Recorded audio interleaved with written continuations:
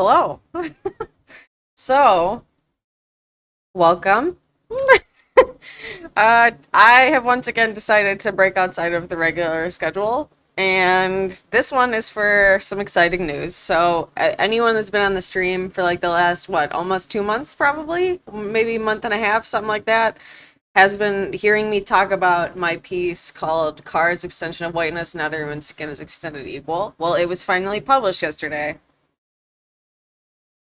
So, I decided that instead of reading The Disappearance of Childhood and finishing it, because of course, for anyone that was here, what was it, last week or something like that, maybe the week before, was here the day that I was reading the majority of that book for like 8 or 9 hours. And then my wall started crying. So we had to stop. Eventually, we're going to continue that. There's only like 60 pages left. But I decided that because this paper was published yesterday, I'm going to read it because it's a lot.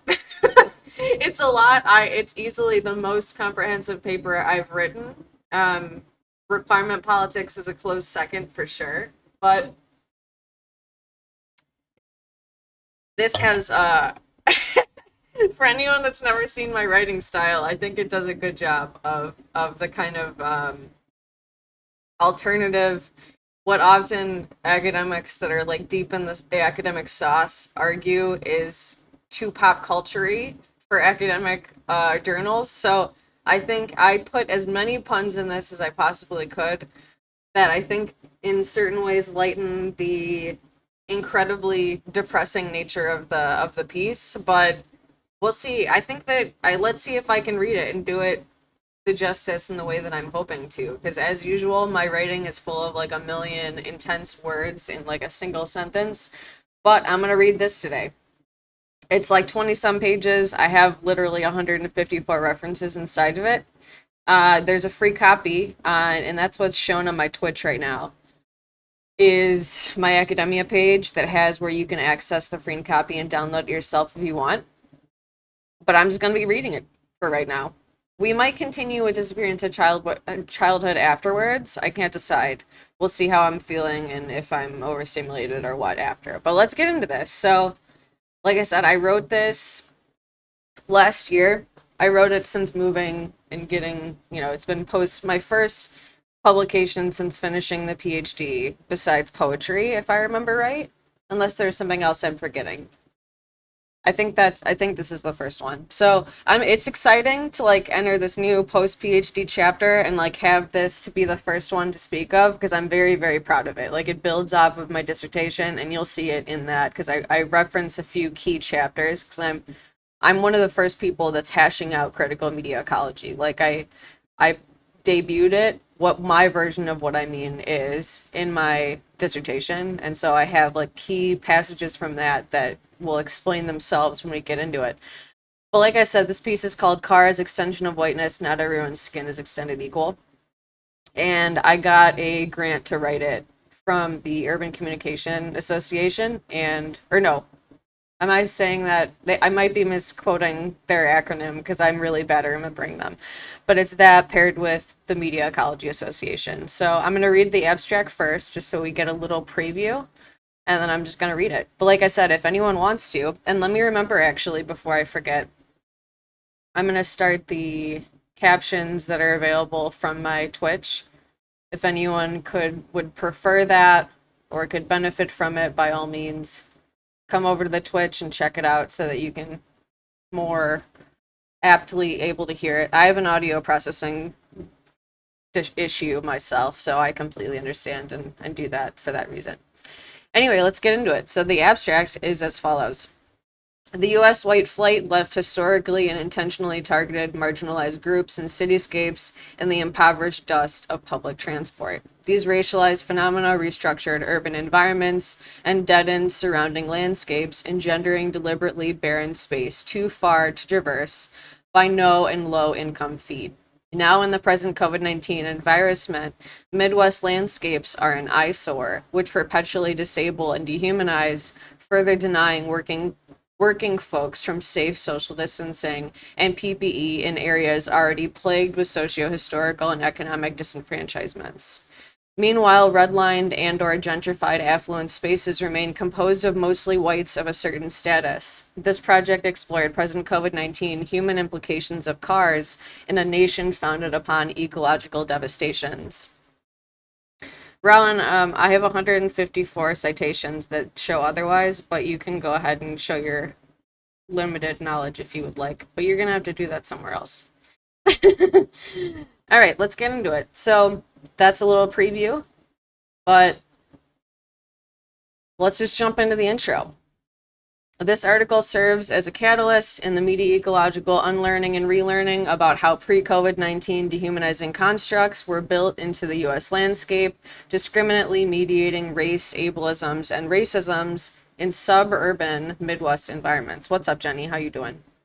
Explicitly, this project extends Mershink, or I can never say his name, and it sucks because he literally abbreviates his own name in publications because people have such difficulty saying it just as Mur. But so I'm honestly Muroshnichenko, I think. I'm literally gonna destroy that, and it sucks because he's one of the key people that I cite in my field, so it makes it like so ridiculous. I need to learn how to actually properly say his name. Work on humans as media, revealing both rich, white, non-disabled, cis-male ownership and control of the English phonetic language as medias. As such, these figures with narrow lived experiences and ideologies filter and are then also expressed materially. To elaborate on this, I overview long pre-COVID-19 colonial and capitalist U.S. infrastructures, followed by a few statements from Marshall McLuhan in 1997 about motor cars, contextualizing his bold claims in Omi and Winant's ethnic studies definitions of race and racialization, processes the theorists asserted have occurred since the dawn of the U.S. nation through a variety of legal and socio-political micro-processes that they call racial projects.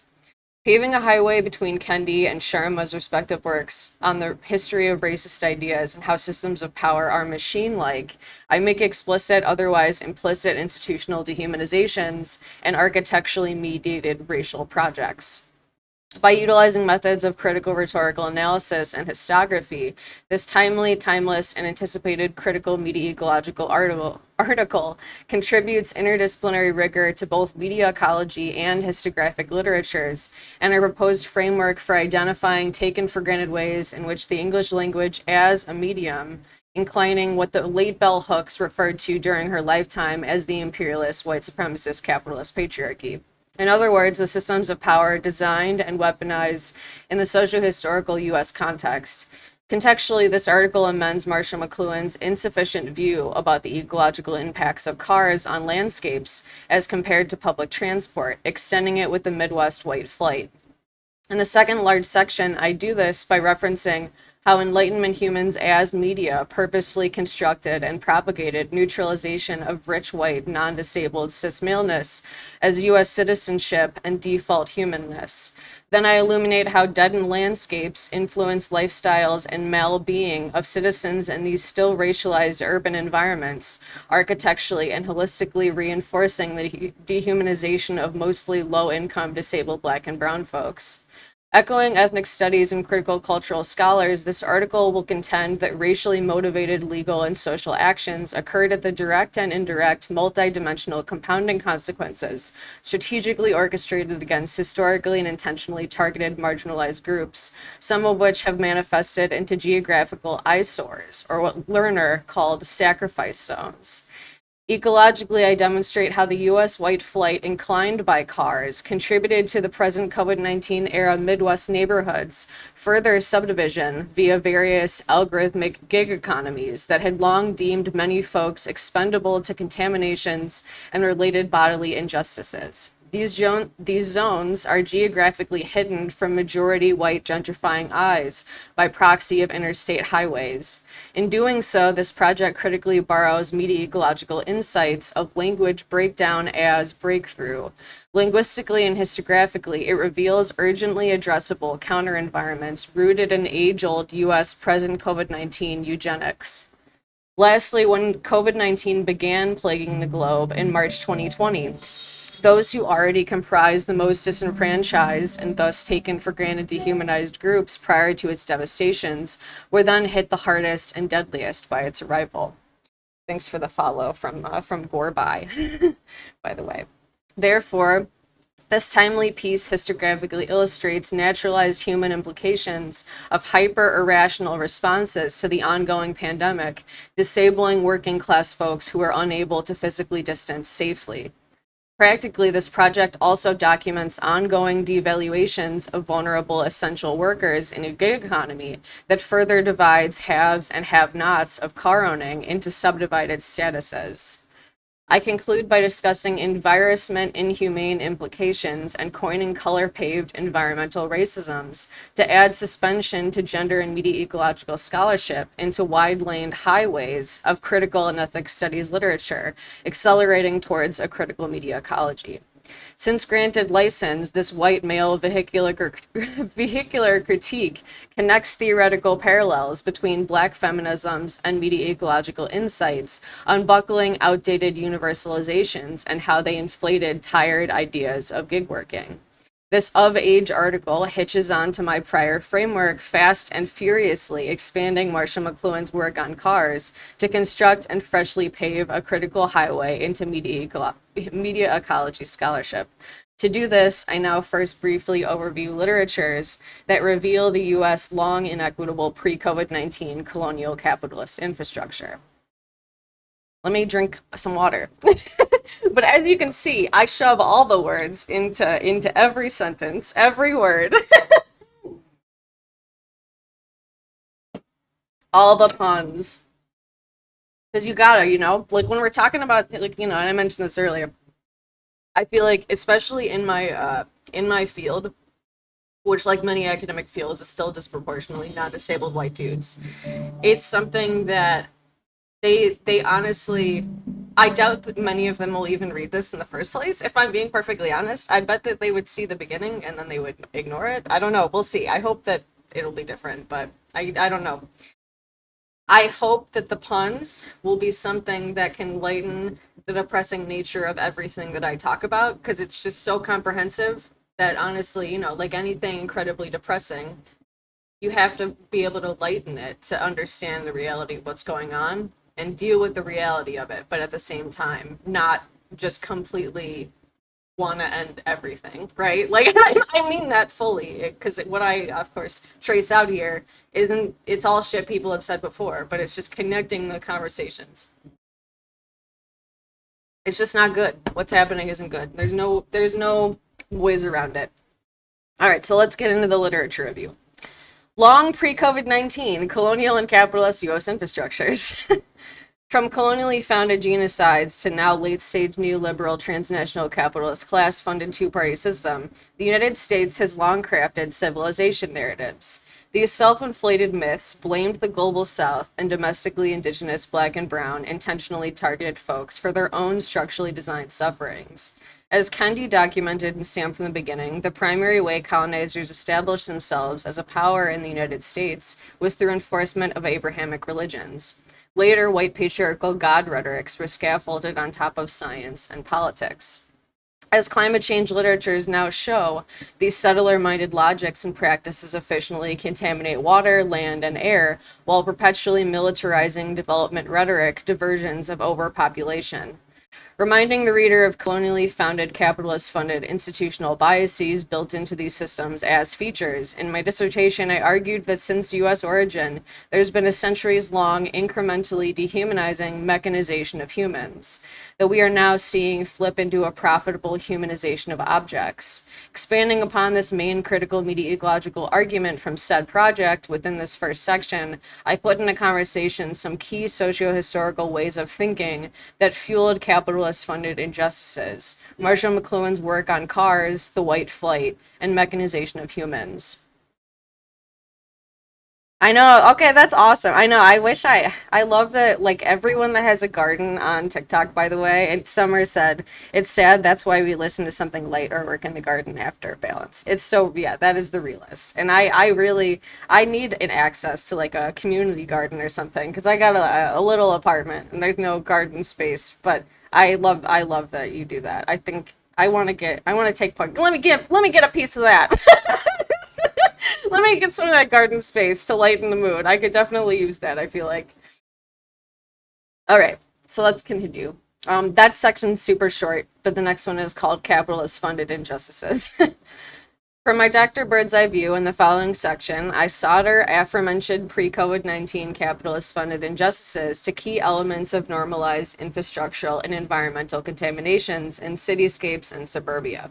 Immediately afterwards, I strategically accelerate into how my critical framing of humans as media reveals how this led, literally and figuratively, to even more mechanizations and capitalist funded injustices, culminating in some inhumane implications of what I call present COVID 19 and virus meant color paved racisms. Now, adjusting my rearview mirror, I must first show Marshall McLuhan's claims about cars.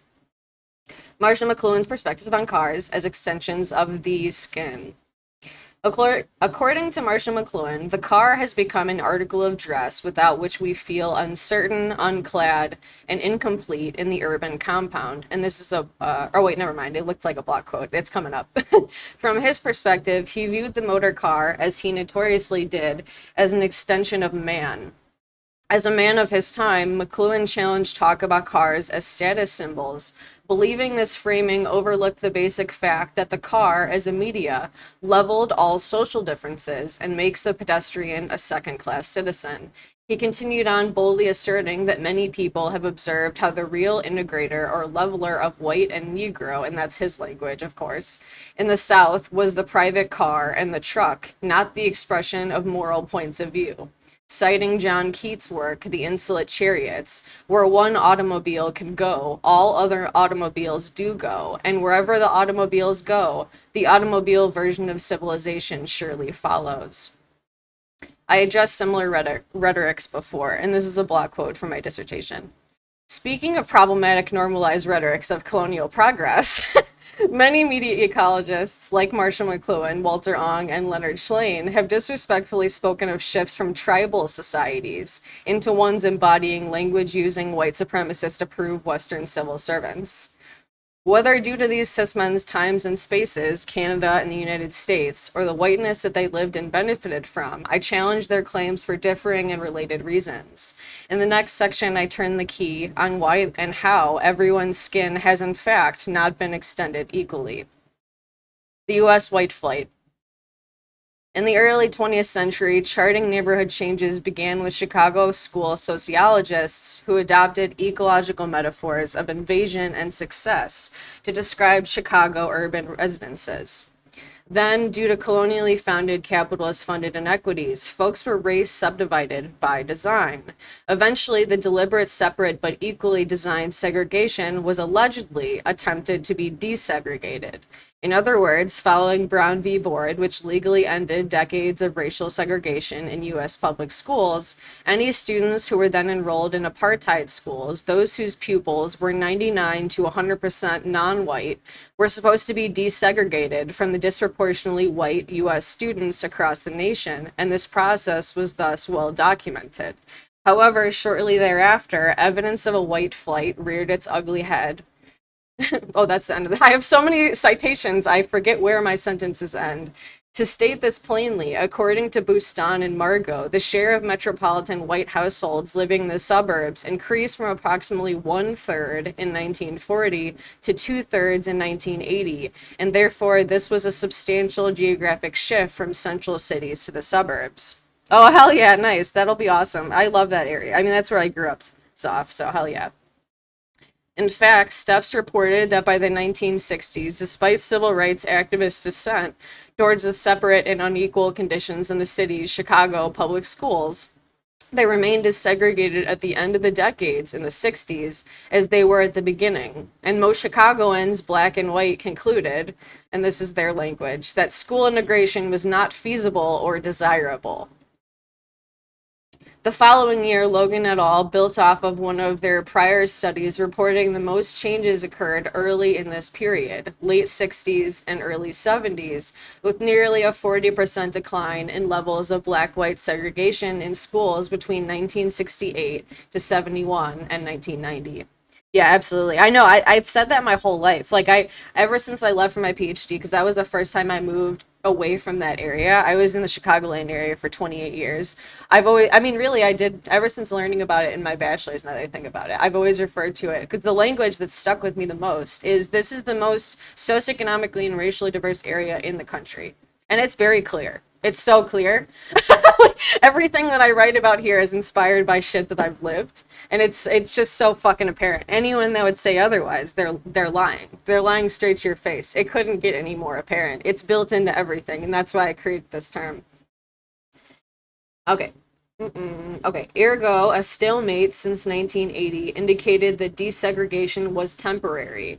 In an even more recent study done by Ellis et al., their findings mirrored others that recognized that although all white neighborhoods had shrank, increasing diversity is not just driving the transformation of existing white neighborhoods, but also appears to seed the formation of new white residential spaces suggestive of white-led gentrification. With all this said, it should come as no surprise that numerous studies proclaim that racial segregation remains widespread in the United States. And I cited like a million studies, by the way, in case anyone doubts that. I promise you that that is what the urban geographers make very clear.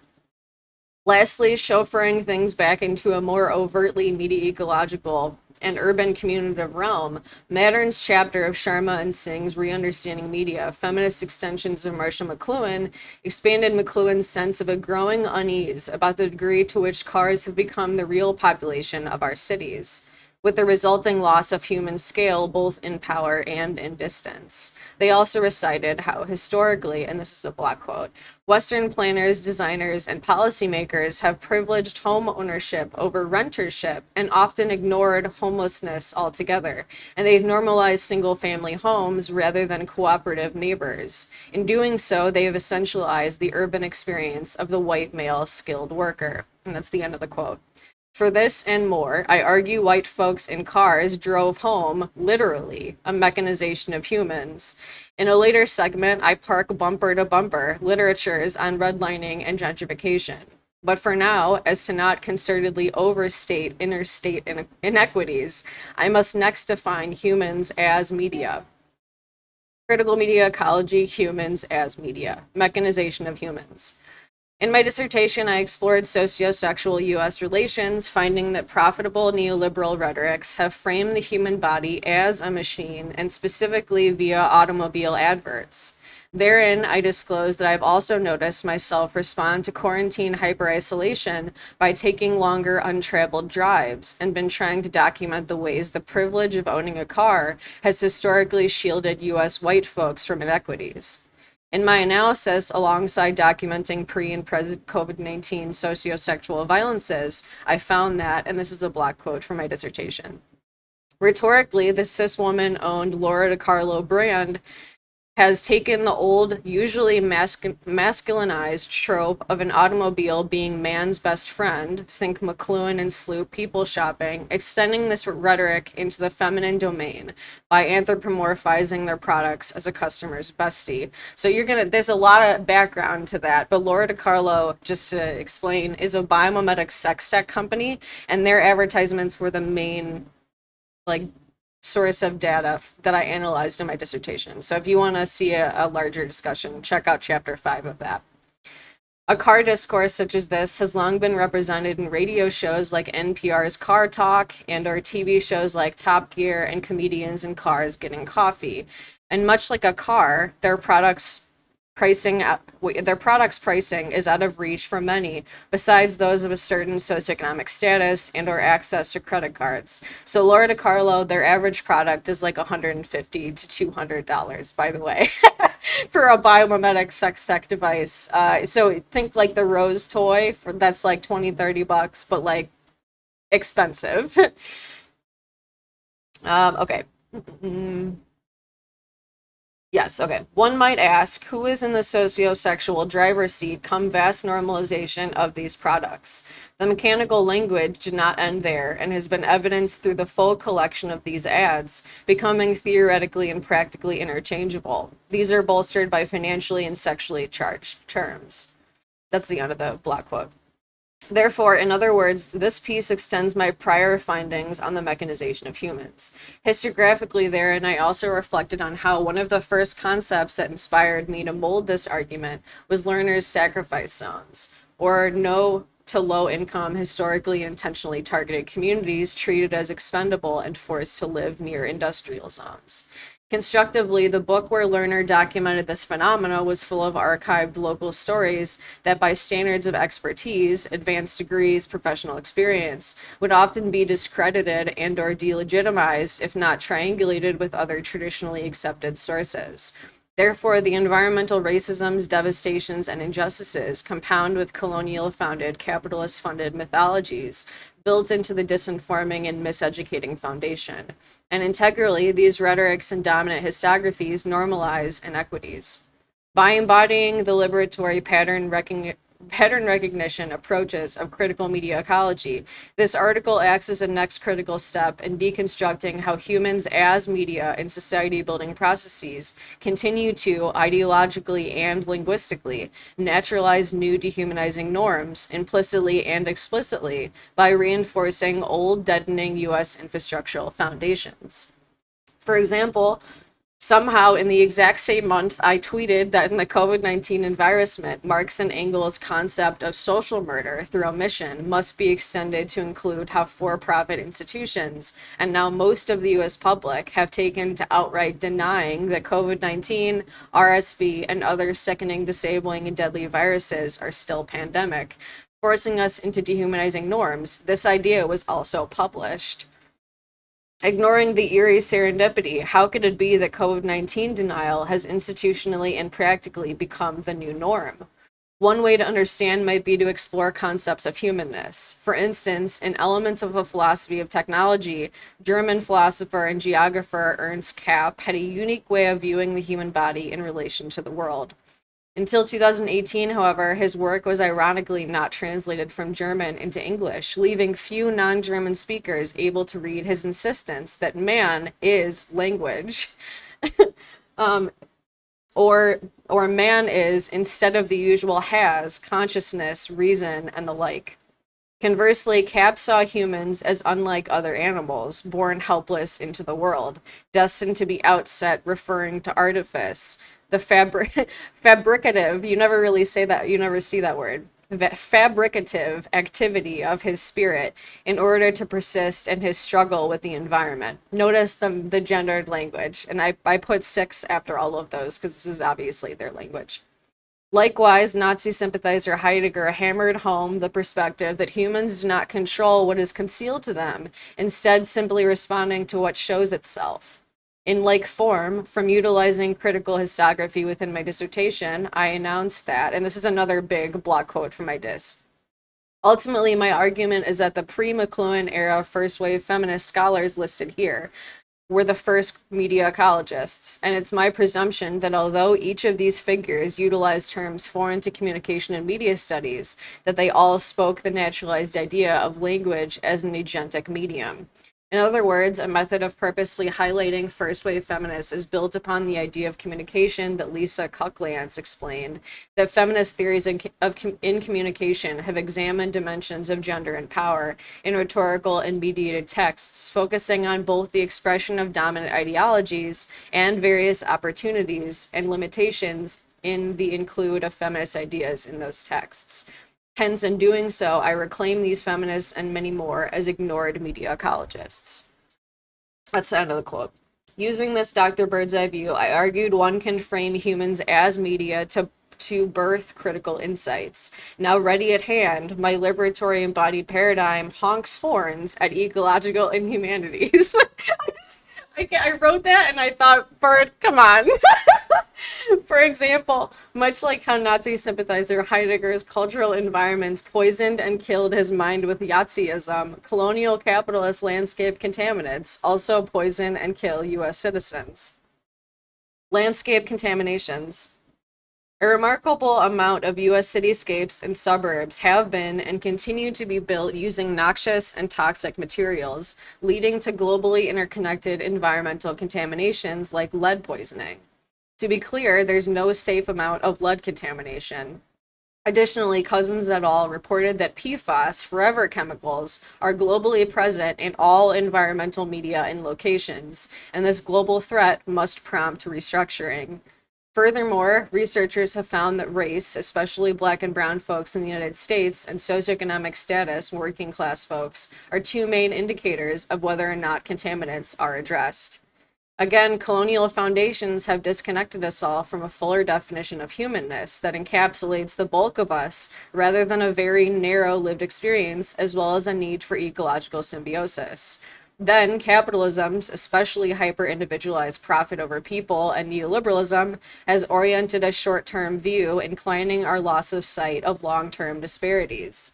However, as documented within my dissertation, perhaps a silver lining of the ongoing, albeit sickening, disabling, and deadly COVID-19 era may be urgent realizations, such as before COVID-19, the Institute for Health Metrics and Evaluation's Global Burden of Disease Project urged, and this is a block quote from, I think, their website, our health is strongly influenced by the air we breathe. Poor air quality causes people to die younger as a result of cardiovascular and respiratory diseases, and also exacerbates chronic diseases such as asthma, causing people to miss school or work and eroding quality of life. Air pollution affects the young and the old, the rich and the poor, and people in all areas of the globe. Research over the past several decades has revealed a multitude of ways in which poor air quality affects our health and quality of life, and scientists continue to learn more. That's the end of the quote. For these reasons and more that toe this line later, wait, yeah, and oh wait, okay, I said that wrong. For these reasons and more that toe this line later, we must address these issues critically and interdisciplinarily. That's a typo. Interdisciplinarily. If we want to exist as a species, we need critical media ecological approaches that combine otherwise disparate fields. From doing so, the same year that COVID-19 started, I learned that conversations about how to address toxins were already underway in architecture and microbiology. Stated concretely, thanks to microbiome researchers, we now know that architecture design and engineering improvements can and must be made regarding ventilation and material choices. Now, by looking carefully in the US rear view, I back into one toxic way citizenship was built: whiteness. The next header is just called whiteness. In the colonially founded, capitalist funded US context, whiteness is viewed as the normative of existence, and therefore one limitation in how we learn to identify difference. One specific way whiteness has been addressed was by Omi and Wanat in their work Racial Formation in the United States, where they detailed that although race is often presumed to be a taken for granted attribute or social fact, that this idea is ahistorical because over the ages, these categories' meanings have varied a great deal. I know, yeah, it's so ironic. That's exactly why I was like reading it in the way that I was. Because it's like, wow, why does that even need to be cited? Like, of course humans need clean air, or else we're gonna suffer. Like, it's that's how I felt about this entire paper, if I'm being perfectly honest. Like the fact that I needed to have so many citations to actually feel like people aren't just going to hear me and think, what is it? This person doesn't know what they're talking. Like, let me show you what the research says. The research that came out like last year, that the same year that I was writing this, was the research that I was citing primarily was actually from, because I did my due diligence to make sure that I was citing shit that basically was, the research that's been done since COVID started, because I feel like that's where we're really going to see the heart of what's happening. Okay. To explain, as long as white people, oh wait, did I yeah, okay. To explain, as long as white people are not racially seen and named, they function as a human norm. Meaning, historically and intentionally targeted racial groups are seen as visibly raced, while white people are just the default citizen. Ideas of realism are typically observed, vocalized, and resultingly validated, dependent upon what credentials are used to determine what qualifies someone as a universal subject. In other words, those who have historically passed as most human. Digital humanities scholar Rism straightforwardly addressed this by explaining that the only group that has historically been cast as being the most human was the Enlightenment subject, non-disabled, cis male, bourgeois, and white. Due to processes that repeated this canon, white neutrality became common sense, and many white folks have falsely come to believe that they truly can think, feel, act like, and speak for, from all human experience. White folks reinforce privilege and power via language as media, violently mediating relations. Privilege and power are a part of the everyday lexicon. However, lesser talked about still is the fact that these positions were strategically orchestrated and reified by elder generations of white US citizens for themselves in order to ensure they are sociopolitically and legally seen as the legitimate authorities. Again, Kendi reported humans enforced this via three institutions: religion, science, and politics. As Sharma argued, these institutions are machine-like and therefore are not neutral. In turn, this led white folks to speak for and not with humankind as a claim to power which race people are not similarly afforded. And that's obviously in quotes because everyone's a race person. Ironically, and contrary to neoliberal popular belief, the status quo created by white folks has left white folks largely woefully ignorant and or apathetic towards anyone else's experiences. This white ignorance only becomes more complex when panning out to consider the historical fact that US white cis men set the standards for humanity through which we are all still bound, the same power that allowed them to decide legislation since US origin. These social constructions of race and whiteness have also been documented and are demonstrated by the US history of slave owning, Jim Crow laws, segregation, and various levels of racial discrimination, based on the ascription of social hierarchies and dehumanizations imposed on those who are determined to be not white. Baldwin explained this as, and this is a block quote, and the history of this problem can be reduced to the means used by Americans: lynch law and law, segregation, legal acceptance, terrorization, and concession, either to come to terms with this necessity or to find a way around it, or most usually to find a way of doing both these things at once. The resulting spectacle, at once foolish and dreadful, led someone to make the quite accurate observation that the Negro in America, and of course that's his language, is a form of insanity which overtakes white men. That's the end of the quote. Said directly, whiteness is a process of language as media that also hurts white folks to repeat. From my Dr. Bird's eye view, tangentially, I saw Stoller also addresses the concept of whiteness through a reference to Foucault's grids of intelligibility. To explain, first Stoller cited West's idea of white supremacy, in which he asserted that the ideology of white supremacy emerged out of the powers of a modern discourse to produce and prohibit, develop and delimit narrow Enlightenment forms of rationality, scientificity, and objectivity, which drew boundaries for the intelligibility, availability, and legitimacy of certain ideas. In other words, this helps to explain key ways the use of whiteness as a media inclines racist practices. Similarly, Kendi more overtly addressed whiteness as linguistic power, mediated by humans by exemplifying the norm that there is something wrong with black people and right with white people as the common policy discourses solidifying dominant white social narrative, reinforced on a basis of anti-blackness. Reframing whiteness once again as a media, Baldwin had also expressed that, and this is another block quote from him. The root function of language is to control the universe by describing it. It is of quite considerable significance that black men remain in the imagination and in overwhelming numbers, in fact, beyond the disciplines of salvation, and this despite the fact that the West has been buying African natives for centuries. End of the quote. As you can see, one could argue that Baldwin made a rather media ecological argument about white humans as mediating actors in society building processes. He used specifically racist language as a media of power. Similarly, Henry and Tater reminded readers that despite its taken for granted power within the public eye, whiteness, like color and blackness, are social constructs applied to human beings rather than veritable truths that have universal validity. Therefore, I expand my prior simplified claim that feminists alone were early media ecologists. One could make that argument for nearly any critical scholar that articulated language as media. Likewise, as Kendi spoke to and stamped from the beginning, a racist idea is defined as any concept that regards one racial group as inferior or superior to another racial group in any way. And the construction of whiteness was one US government created, institutionally built in, and funded for non-disabled white cis men by non-disabled white cis men. Racisms. Kendi's end conclusion of Stand from the Beginning, after having overviewed 5 eras of US racism, was that the producers and defenders of these racist policies and practices must have known what they were doing and were just ignoring the costs for those they dehumanized. In other words, the institutional gatekeepers tasked with producing the knowledge, either they themselves were hired to lead the sermon, do the research, or politically prophesize about the world, and yet decidedly created racist policies for their own self-aggrandized benefit. I argue they were racist humans serving as racist media.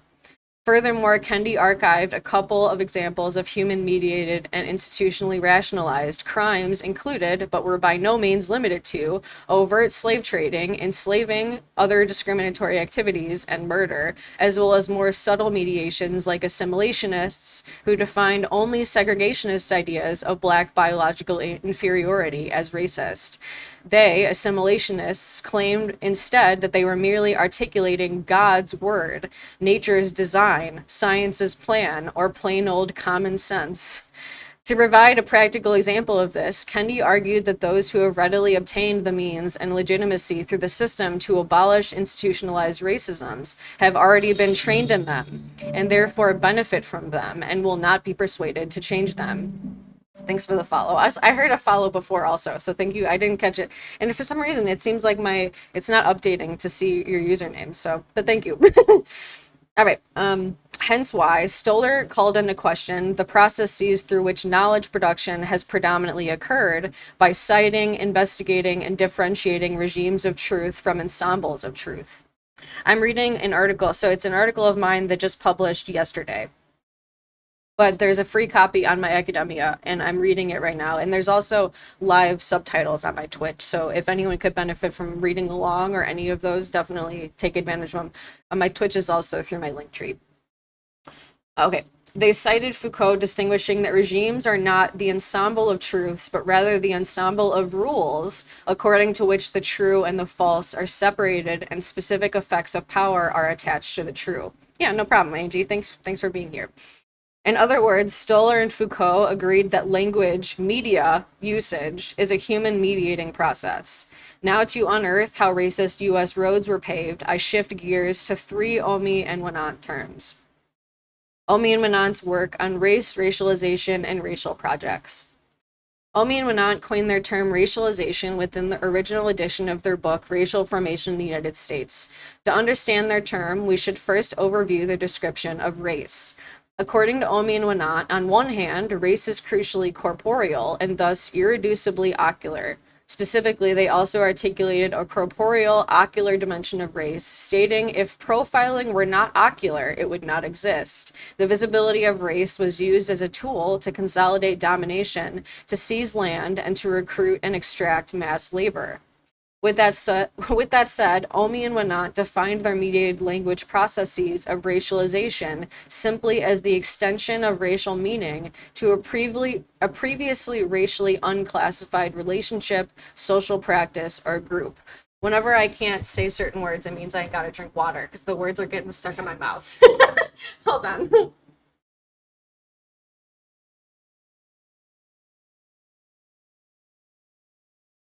Okay.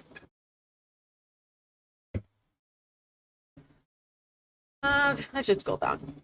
Okay, and to explain how racialization occurred through a linkage between structure and representation, they coined a second term called racial projects. Omi and Winant defined racial projects as efforts to shape the ways in which human identities and social structures are racially signified.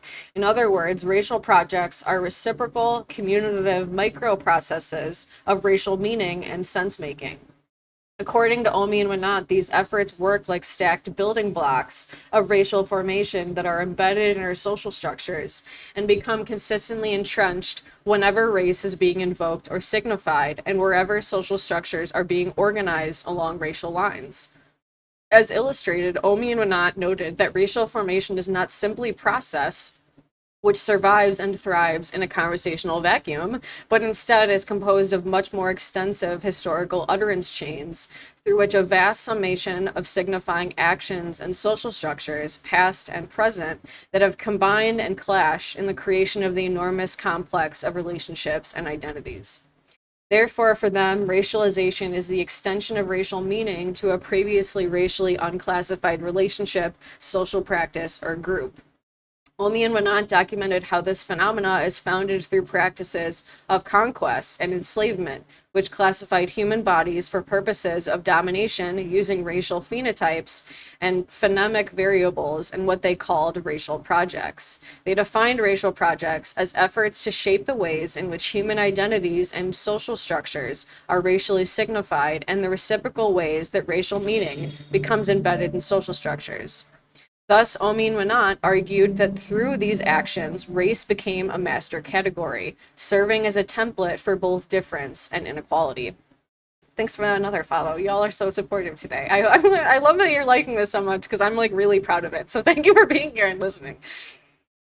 With that said, due to the human condition of language usage that mediates these processes, I argue that all three of Omi and Winant's terms can be used to critical media ecologically explain how someone's race is read, understood, and narrated through communication symbols and associations that are inherently unstable, socially constructed, geographically bound, and situationally specific.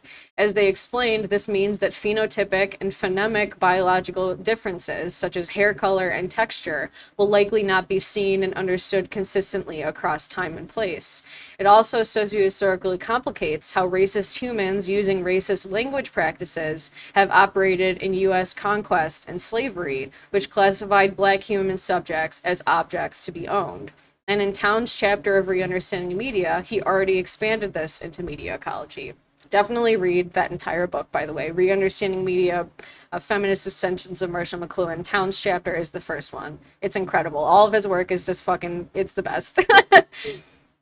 Arguably, one of the most salient themes that I documented through my rearview mirror perspective on this selection of ethnic studies scholars' comprehensive works has been language-mediated knowledges. Thus, critical media ecologically, I argue that humans as media have used language as media, specifically using Omi and Winant's descriptions of racialization as the building blocks in the racial formation process taking place all the time, invoked or signified wherever social structures are being organized along racial lines.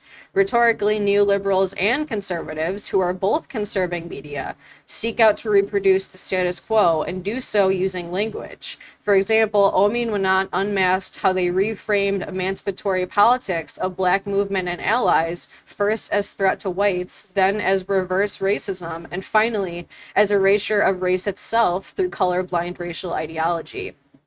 In the conclusion of this piece, I further challenge colorblindness and coin color-paved racisms.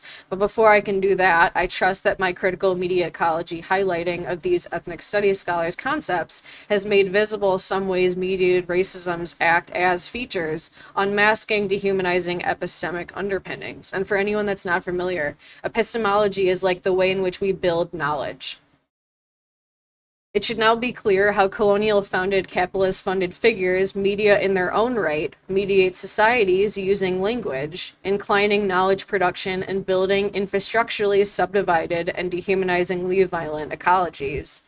Rather, media ecologically, Stoller's work provided broader knowledge on how to racism linguistic blueprints, whereas Omi, Winant, and Kendi's works serve as reference to look back to, providing critical, context-rich, and dense primary sources that expose processes mediating how U.S. racisms are created, adapted, and built in as features. Redlining and gentrification. Speaking of the ways racisms were created, adapted, and built into the U.S. features, what better example is there than redlining? For those who do not know, during the Great Depression, in 1933 to be exact, the New Deal was passed to help whites in danger of home foreclosure. Part of these policies for the Enlightenment citizens allowed solo bank accounts included the Homeowners Loan Corporation that created residential security maps or redlining maps of major cities that were mandated by national ethics of codes of segregation.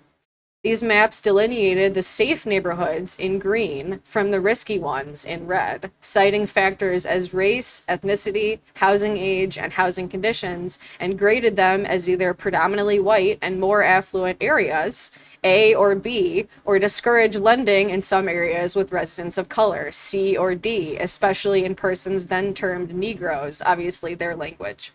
Thank you for the gifts. Oh, hell yeah. I'm so happy to just like be fucking sharing this because people need to know. Like, I don't, this is the kind of shit that they're trying to make sure that we don't know about. So I know I was just going to try to get to cite it to the ends of the earth because people don't understand how deliberate this has all been. And it's very well documented. All right. Nardone et al. Described the grading slightly differently, stating green neighborhoods grade A were considered best, blue grade B still desirable, yellow grade C definitely declining, and red, i.e., redlined, grade D, hazardous. To make it crystal clear how oppressive redlining, or as Jane Jacobs referred to in her work, credit blacklisting, is, the Federal Housing Administration designed developments so they included covenants, excluded minorities, and that's their language. I hate use that word's there's so much better language to use, especially African Americans, also their language. Oh, that's the end of the sentence. As a result, these human-mediated processes of redlining ensured that highway construction, pollution, and systemic disenfranchisement have left. Oh, sorry, I got plugged my phone in. It paused, I think, so I'll reread the beginning of that sentence. Hell yeah, good. I'm glad that you're here. Thanks for being here. And I'm glad, like I said, that's what's fucking bullshit because it's like we all know this from different, just like existing in the world in different ways. Like we've all seen this shit our whole fucking lives, but like seeing just how much and how documented it is, it really, I think, adds like that extra edge to it. So I'm glad that you're here and I'm hoping that, whatever anyone can gain from this, I hope that I can. Even if it's just like, the majority of it, because obviously I think in so many ways we do, but maybe we don't feel like as like we don't feel like we have as much leg to stand on sometimes because the society is meant to make us doubt what we see with our own fucking eyes. Like it makes us doubt what we live with our own fucking bodies, like our whole fucking lives. So this is me trying to be like, look, I promise you're seeing it because it's fucking true. Like, look at it. Okay. As a result, these human-mediated processes of redlining ensured that highway construction, pollution, and systemic disenfranchisement have left many black residents living in places that aren't walkable or dense. And as general semanticists and media ecologists should know, the map is not the territory. Instead, as always, these maps were products of map makers, biased humans serving as a media in society-building processes of neighborhood beliefs, racial projects. Their redlining was then used to gauge mortgage lending risks, guiding how loan officers and appraisers evaluated lending decisions, following maps of institutionalized racisms. For instance, in Detroit, these racial projects or human-mediated practices of racialized housing discriminations, and the later humans who ignored them ahistorically, have been linked to significant structural discriminations, foreclosures, and disparities of especially the most vulnerable, unemployed, or low-income, disabled Black and brown folks. And other Midwest areas like Ohio suffer where researchers studying the area ensured that since disinvestment, like let me just make sure that I'm not slurring that word. Disinvestment of redlined neighborhoods was intentional. Actions taken to dismantle the lasting impacts of redlining must also be intentional. Therefore, in recent years, some urban ecologists have begun revisiting the canon of Chicago school sociologists, Park, Burgess, and colleagues, first mentioned in the section on the white flight, Western notions and individual emphasis on urban theory and policymaking in the United States. In doing so, Garcia found embedded within these urban theoretical frameworks is the tendency to see urban actors in either wildly generalized terms or in the idealized and highly abstract terms of individuality, a discourse which more often than not serves as little more than a shroud from which to criticize those found to be at fault for disequilibrium and disorder, a structural diversion typical in neoliberalism. Transitioning into another neoliberal contagion, gentrification, it and redlining go hand in hand as evidence of infrastructural racisms in the US context. Although gentrification was first coined by a British sociologist, Glass, in 1964, as the displacement of the working class residents of London neighborhoods by middle class newcomers, I argue it non coincidentally started here shortly after the height of the civil rights movement, as well as the same decade, 1970, as neoliberalism and the feminization of labor. That's why in that recent that TikTok that's pinned in my top left, that's what I'm talking about. I'm referring to that research because all of that shit is very well documented. Like none of that shit is a fucking coincidence. It was all very deliberately put in place at that exact time.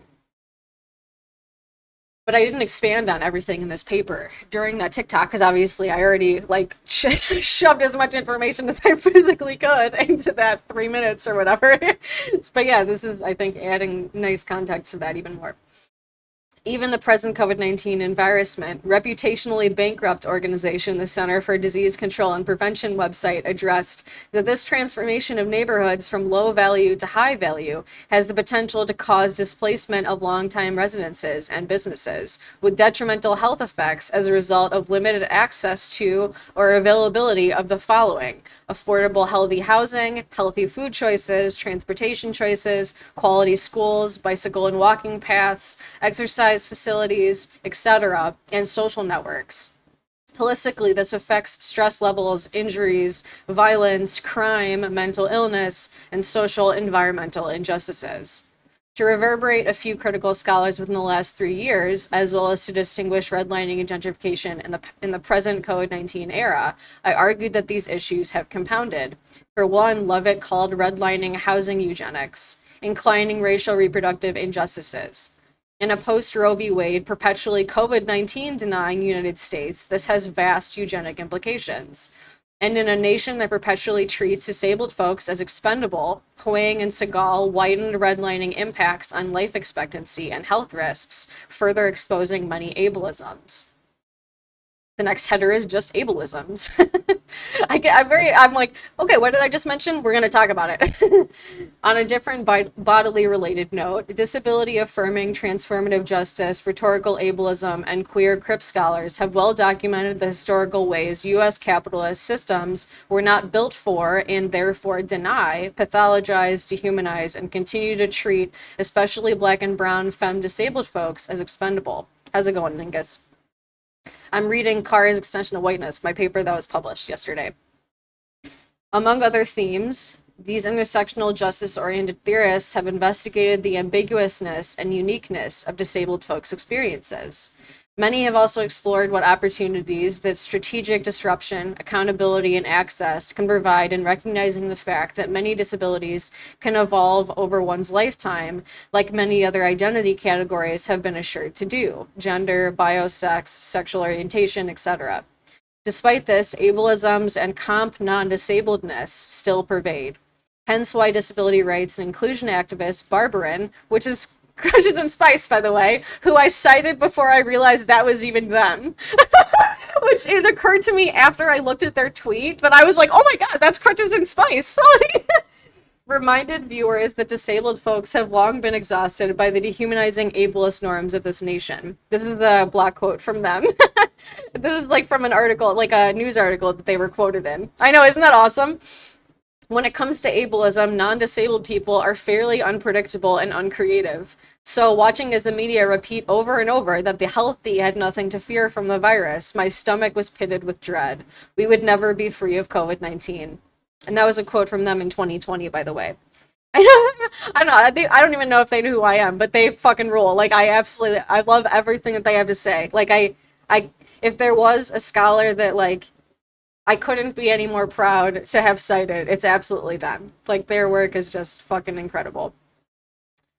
Their point about old dehumanizing normals was only further exemplified when the CDC director abhorrently announced publicly that the overwhelming number of deaths, over 75%, occurred in people who had at least 4 comorbidities. So really, these are the people who were unwell to begin with. And yes, really encouraging news in the context of Omicron. further fueling COVID-19 denialism by failing to articulate publicly that disabled folks' lives matter, especially now that we know long COVID is a disability and repeated infections with COVID-19 cause immune damage. The COVID-19 era made irrefutable ableisms as feature. Realistically, being non-disabled is a temporary state for all of us inhabiting human bodies, and arguably, there has never been a riper age than the COVID-19 era environment in revealing that. Next, I locomote to the last section of this piece before implications, gig economy subdivisions. The gig economy. One integral means through which I have observed these taken for granted technological divisions influence our COVID-19 era environment is via the invisible laboring hands of the gig economy. To be specific, after having lived 3 years of this ongoing pandemic and overviewing the expansive interdisciplinary findings summarized in all prior sections, I argue that there are further landscape subdivisions being made to inequitable ecologies. Within this final part from my Dr. Bird's eye view, I do my best to illuminate why and how. First, I briefly plug traditionally human-mediated racisms into this era's algorithmic variants. Then I end with some key trends in gig economy literature regarding these workers' new norms. A year before COVID-19, resonant with trends from the redlining and gentrification section, Safransky disclosed that urban governance is undergoing a paradigm shift towards data-driven analytics and algorithmic planning to assess public and private investment risks and revalue urban space. Despite technological proliferation within science and society, it is well known that algorithms are falsely portrayed as calculably objective, while harboring biases as features. I just heard something. It sounded like something small exploded. Hold on. Be right back. I don't know what the fuck that was. So let me just check my kitchen for a second. Because that's kind of terrifying.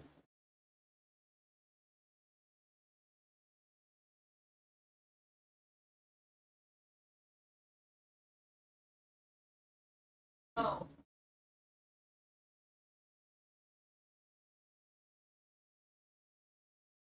I think a cat food actually just fell. You know, like when something falls like on the top of your fridge because you got to sit in there. Okay. I was afraid because okay, my apartment has been falling apart ever since I moved in. So, you gotta understand, I'm always so terrified of some another horrible thing happening in my apartment because like literally three major things have just failed over the course of the last 2 months. So anyway, let's continue. Okay, where were we? Oh yes, okay. Calculably object. So algorithms are not neutral. Is the idea that we were talking about last. Okay.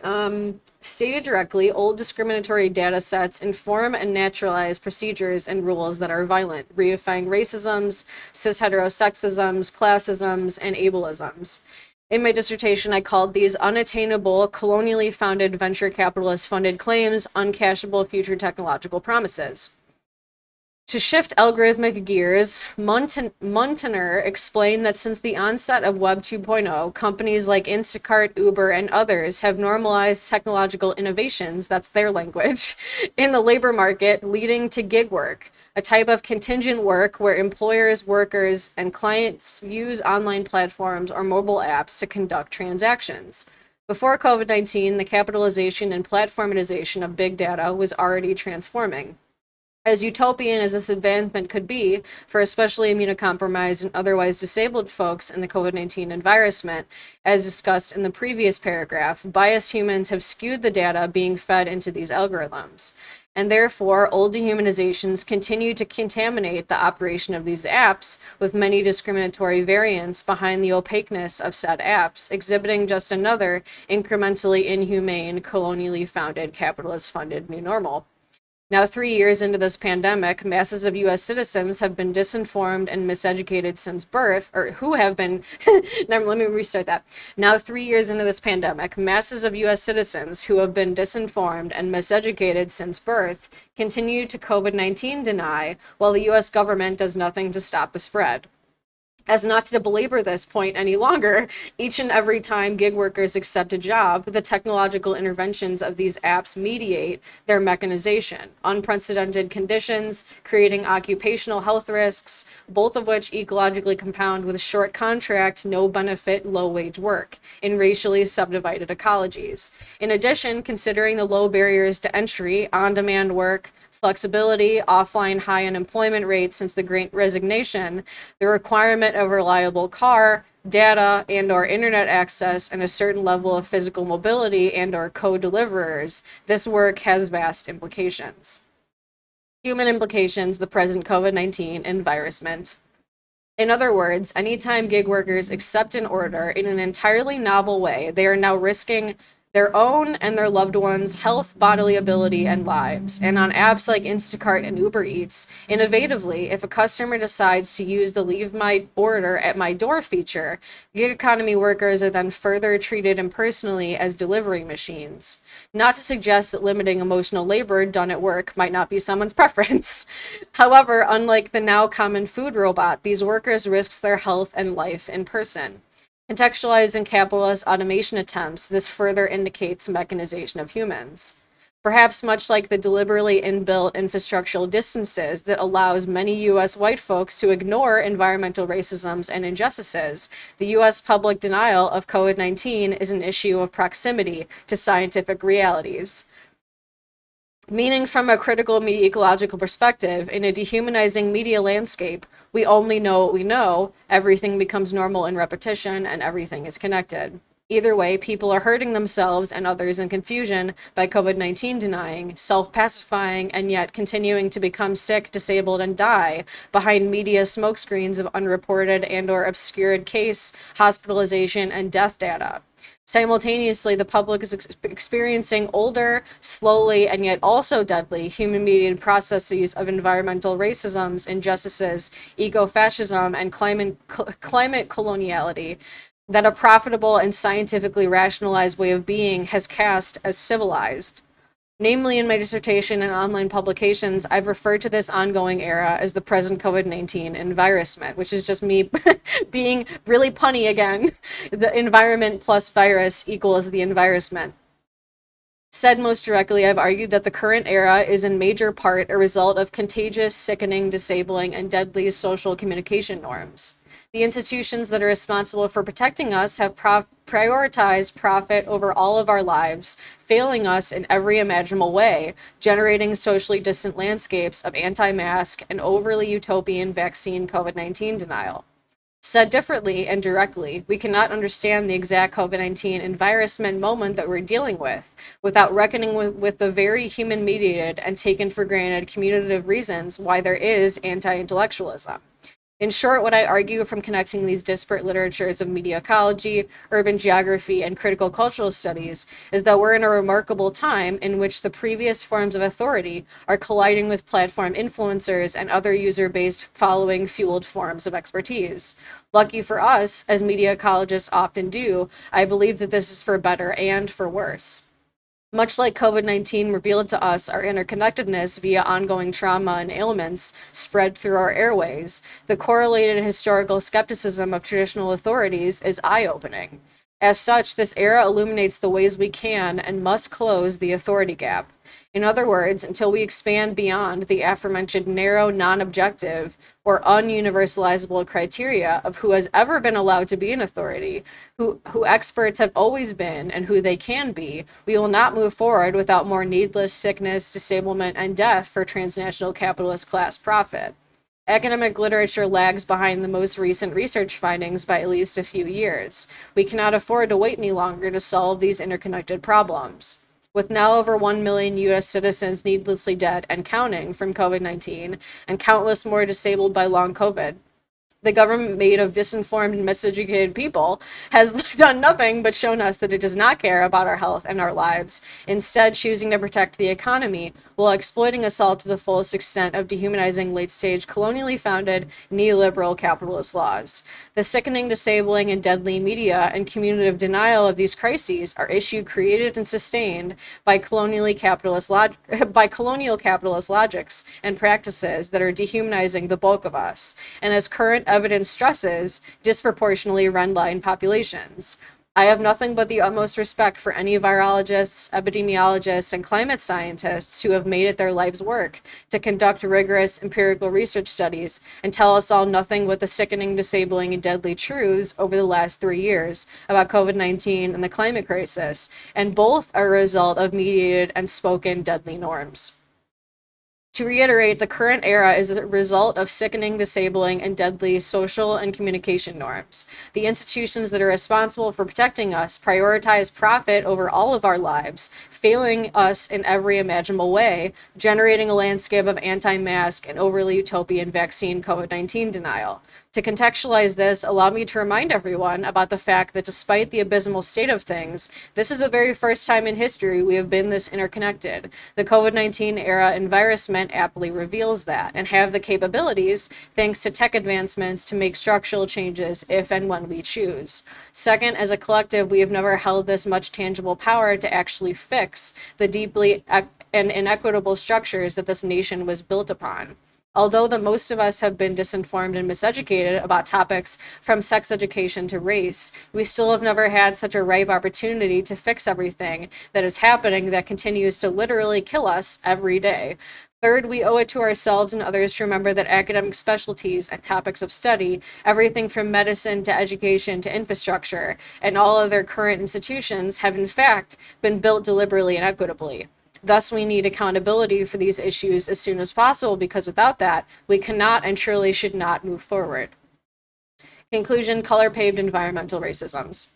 By utilizing methods of critical histographic analysis, this article contributes to the field of media ecology, a proposed framework for identifying taken for granted ways in which the English language has been designed and weaponized in the social historical US context. Additionally, I trace dehumanizations of especially disabled black and brown folks, as well as the idea of whiteness that white folks propagated as neutral, human, and US citizen. Overall, I critically viewed McLuhan's claim about cars, updating it in a gig work environment. As is, McLuhan's call of cars leveling all social differences has yet to be seen, and I argue colorblind racisms were human mediated within color paved environmental racisms. Echoing ethnic studies and other critical cultural scholars, I exhibited that non disabled white cis folks made legal and social actions that result in the direct and indirect detriments of black and brown folks, revealed in the COVID 19 era as dehumanizing color paved eugenics. In doing so, this framework expands traditional media ecological notions of language breakdown as breakthrough, linguistically and histographically illuminating a bloody counter environment to otherwise naturalized white supremacist US hegemony. For example, as I write this, the poorly designed US power grid has increasingly been under attack by domestic extremists that the Department of Homeland Security says will continue. Theoretically, this piece reconstructed media ecological scholarship, pulling out of enacted parallels between feminist gender works and traditional media ecological insights to expand them further into sense makings from wider critical theories and ethnic studies. Thus, this article recycled media ecology with otherwise disparate critical race concepts. For these reasons, this landmark article connected interdisciplinary map makers, revealing color paved racisms and debuting a new approach to further expand critical potentialities of media ecology. I gotta run to the little NB's room, but I'll be right back. We'll figure out if we want to talk about it a little bit, if we want to close this one. I can't decide if I should eat lunch actually, but hold on, let me run to the restroom real quick. I That's it. That's the whole article. We did it. Good job, everyone. All right, be right back. Here's my little be right back.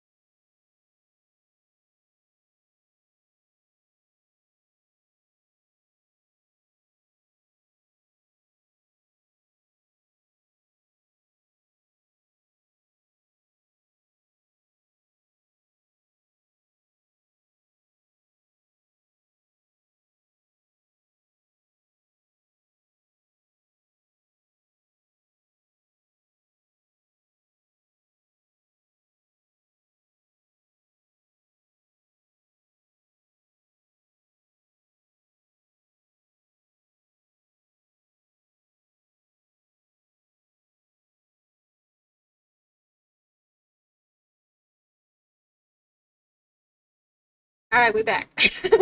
Sorry, I like very abruptly have interoception issues because I'm a PDA profile autist. So you gotta realize like I spend a great deal of time, especially if I'm hyper focused, forgetting that I just have a human body, and then suddenly my bladder's like, "Hello," and I'm like, "Oh God, let's go." But yeah, thank you. Anyway, how did you all? What did you all think? I hope that I hope that it made sense despite how wordy it is. I think it would make more sense if anything, like that's why I wanted to record it on the Twitch and then it'll be also uploaded to my YouTube because I feel like there's a lot there. But this is my way of expanding. I mean, everything that I say on TikTok is stuff that I research, right? Like everything. But it's funny because I think what makes it so difficult, much like anything that has a critique of the current structure, like oftentimes when people hear a critique of the current structure, their initial reaction, if they haven't been exposed to the material that I'm citing here extensively, like this probably has about as much, because like I said, it had 154 citations, okay? The things that I'm saying are incredibly well documented.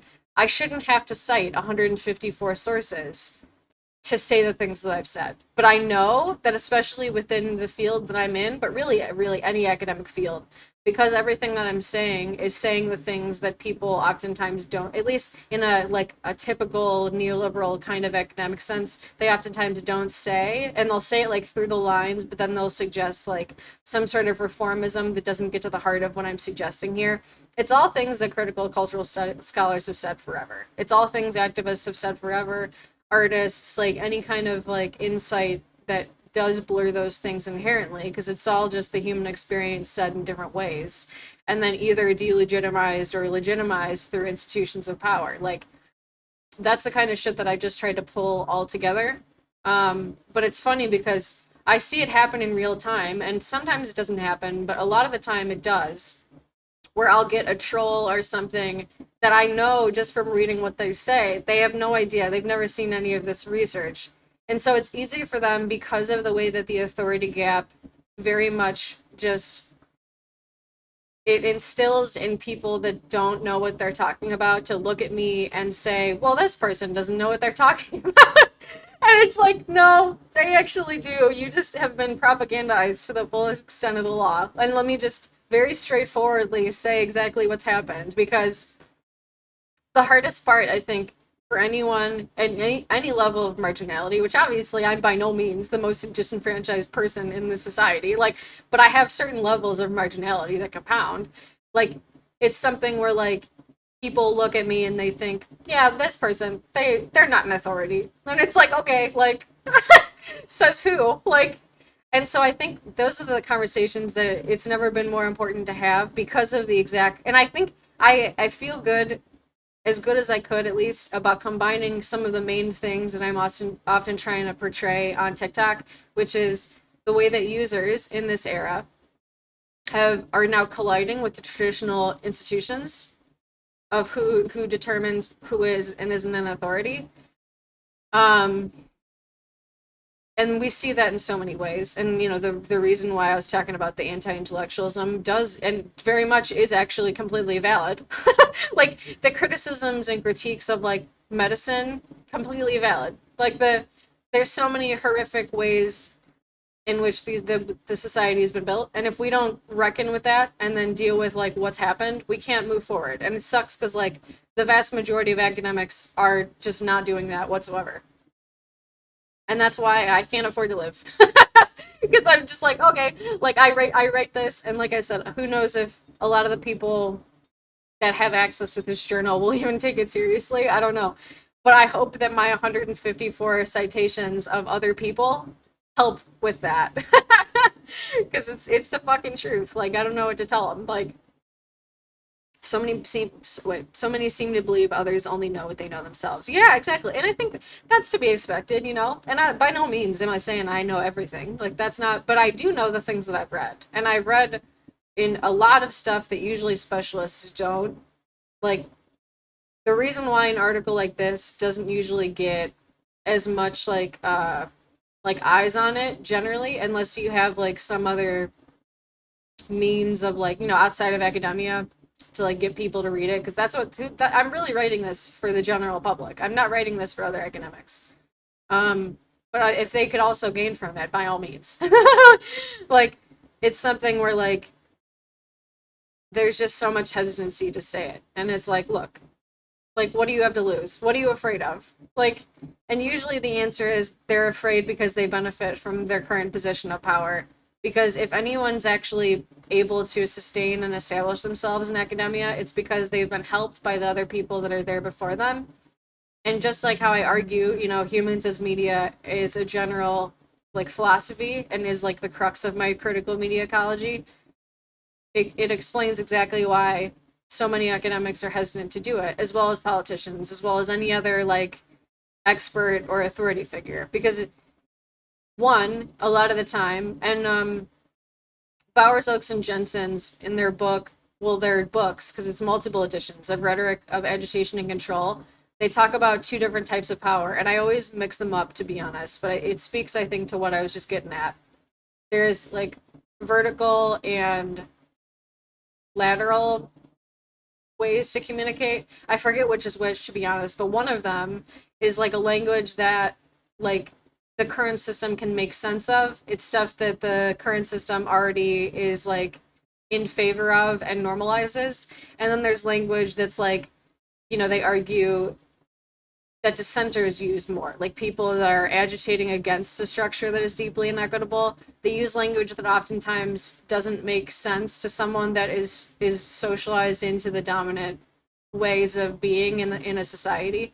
And so I tried to just say things as straightforward as I possibly could.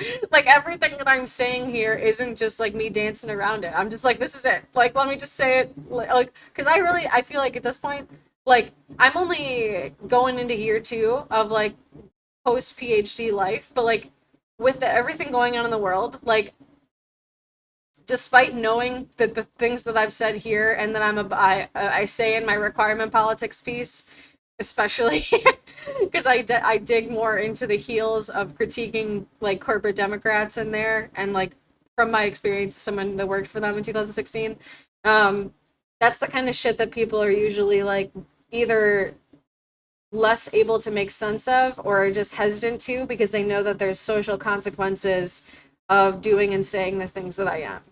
But I think that it's worth it. It's kind of like the philosophy that I have of being open about being a late in life realized autistic person. Like, I know that if, because these things are inherent in who I am personally and politically, uh, it's more worth it to me to be who I actually am and to share the research that I have that I know might help people and speak to people and empower them, than it is to pledge allegiance to the structure that is killing us all. Like, that's why also it's so hard for me to find even temporary work in the offset of when I thought I was going to get paid for 12 months, but in fact I'm paid for 9, because the things that I say are working at the direct detriment of my ability to work in the current structure, which is like so ironic, but at the same time worth it to me. I don't know. Other academics are the general. Yeah, that's true. It's true. Well, and I mean that in the sense of having familiarity with like the jargon, or like having access to the research that isn't behind a paywall, you know. But also the way that the training, depending on what discipline you're in, there's that form of training is like, it's an orientation into the logics and practices of that discipline. And so like so that you can more efficiently communicate, you have certain ways of seeing things. And if I think if a graduate program is working in its peak efficiency, you learn many different paradigms, like whether that's through a positivist, which is like, stats and describing the world as if it's like already out there and you just go out and find the information as if you don't influence it. It's the kind of perspective that believes in objectivity and the ability to universalize stuff. And then, there's so many other paradigms, but the one that I'm generally operating from is like critical, or like some form of, I mean, I guess people would call it postmodernist, or any kind of critique of coloniality in its sense. So I'm hesitant to decide whether or not to refer to myself as like, because I've seen different critiques of post colonialism. So we'll see what the hell. I think I just avoid anything like that and then just sort of like take it or leave it. Like, this is what I have to offer. We can call it whatever, but this isn't working. That's all I know. Thank you. I appreciate your support. Why'd you go to game? Yeah, exactly. Yeah, yeah, yeah. Well, and that's what I was getting at too, because it's like the main thing. I mean, the three sentences, and I threw that into here also. The way that okay, in critical media ecology, in like a basic sense, what I'm always trying to remind people of is that we only know what we know. Everything becomes normal in repetition, and everything is connected. And like, I think that that's something like if there was going to be like the most approachable entrance into allowing people to realize how much power they have just existing in the world and seeing how fucked up it is, that's it. Like, it says everything you really need to know. And again, it's I'm not saying anything new. This shit's been said a long time by in many different ways by many different people. And yeah, we just it's just never been more clear. And I think people are really seeing that more now than ever before, which is exciting to see, but also incredibly like it's distressing because I wish people didn't understand it. I wish that it wasn't so resonant. You know what I mean? I wish that I didn't have to I wish this wasn't the shit I had to report. I wish that anything else was. I wish that the society was better, but it is in fact not. And so I have it is now that I've learned this, it is my due diligence to share it as widely as I possibly can, which is also of course why, and you can only see this a little bit on TikTok, but to the left on my Twitch, I have my academia page is up there, and that's where you can read the piece that I just read for free. You just gotta make an account. It takes like a couple minutes. But I also will have this recording of this on, so it'll be on my Twitch for a couple days. But then I'm gonna also export it onto my YouTube. I'll probably do that right after this. So that'll also be there if you ever want to like re-listen or whatever. I feel like I was a little bit more caffeinated than I should have been, so I was reading a little extra fast, but it is what it is. Yeah, I try to make everything as accessible as I possibly can, because paywalls shouldn't exist. Education should be free. Anyway, I could eat some lunch, but thanks for hanging out. Maybe we'll read the rest of The Disappearance of Childhood later today or in the next couple days. I gotta eat some lunch and then see how I'm feeling. But as usual, thanks for hanging out. Y'all are great. I appreciate all the likes. I never ask for likes, but they're always appreciated. I know it helps like share the what is it? Like they like give you to more people when you get more likes or whatever. I don't know. I don't like asking people to do that, but I appreciate it whenever you do. Because as always, never expected, always appreciated. Anyway, thanks again, y'all. This was fun. I really enjoyed it. And it's just I hope you see that all the things that I research are shit that I've either lived in proximity to or things I've lived personally. And I think I wouldn't have it any other way, despite the risks. So here we are. But thanks for everything. We all deserve better. Drink some water. Maybe have a nice little snack. Do something nice for yourself. Get some sun if it is accessible to you. And I'll see you all soon on the internets. Like I said, who knows? Maybe we'll read more of well, yeah, because I gotta finish Neil Postman's The Disappearance of Childhood. That is also on my YouTube, by the way. The first like 8 hours of that. If you would like to listen to that. I forgot to say that actually. This is the first time I've streamed since I finally published on my YouTube. There is now a folder that exists on my YouTube channel that's just called Dr. Bird on Twitch. So all of my shit is now on there from Twitch that I've exported. Thanks, Kendi. Or Kenny. I swear I might actually, and I've wondered this for, I think it's one of those things I've kind of downplayed. There's a very good chance that I, like, more commonly than I thought, mix up letters. But thank you, Kenny. All right, y'all. Thanks again. Hope you enjoyed. Hope it sparked some thoughts. I would love to hear, anything you're going to have to offer. But I'll see you all soon.